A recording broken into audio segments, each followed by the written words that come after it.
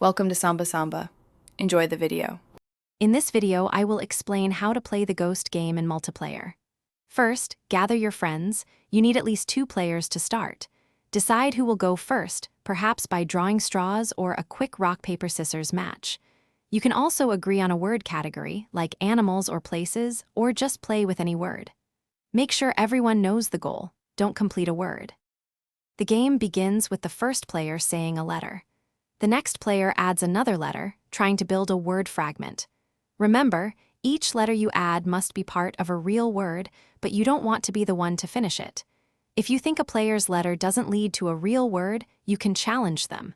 This keeps everyone on their toes.